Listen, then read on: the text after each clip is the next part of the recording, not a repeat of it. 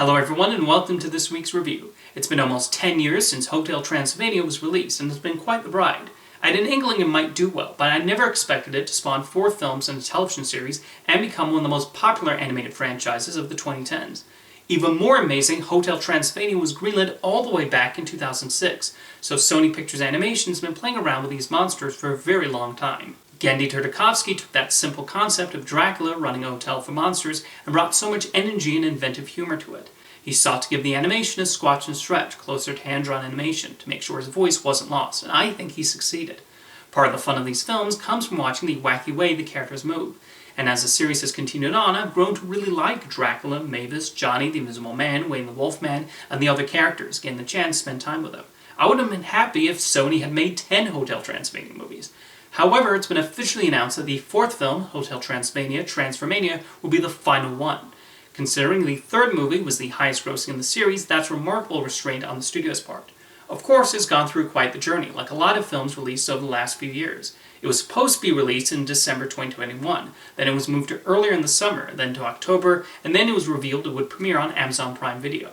Again, with how successful these movies have been in theaters, this was quite surprising. However, I guess Tom Rothman feels there's still a long way to go before the theatrical box office performance for family films returns to pre-pandemic levels. So with Hotel Transylvania 4 now released, did I enjoy it as much as the previous films?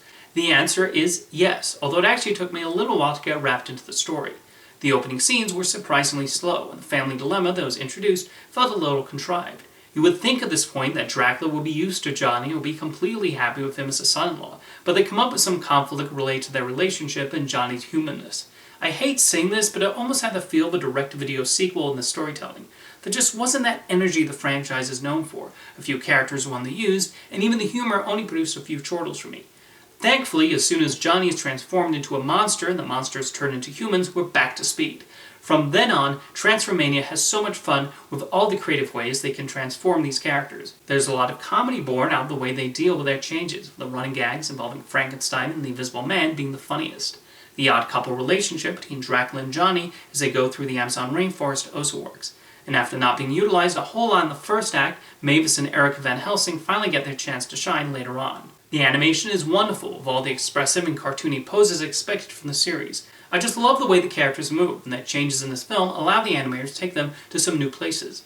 It should be noted that Genndy Tartakovsky did not direct Transformania, although he's still credited as a co-writer and executive producer.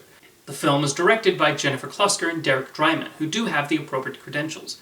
Klusker was a storyboard artist on the previous 2 Hotel Transylvania films, and has also played key roles on the DC Supergirls animated series.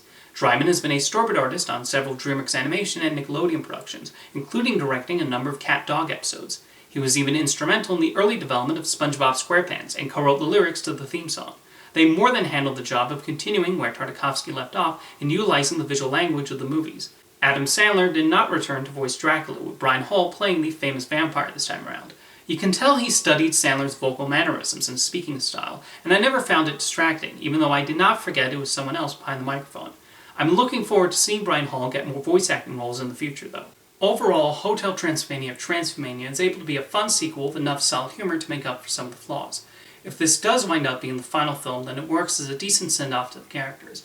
I've enjoyed watching the antics over the last decade, and I want to give a thank you to Genndy Tartakovsky, Jennifer Klusker, Derek Dreiman, Todd Durham, Dan Hageman, Kevin Hageman, Robert Smigel, Peter Bain, Adam Sandler, Michael McCullers, Amos Vernon, Nunzio Randazzo, Michelle Maduka, Craig Kelman, and all the talented artists and animators at Sony Pictures Animation who played a role in bringing Hotel Transylvania to life. If you've watched Hotel Transformania on Amazon Prime Video, let me know what you thought in the comments. Thank you for watching this week's review, and I'll see you next time.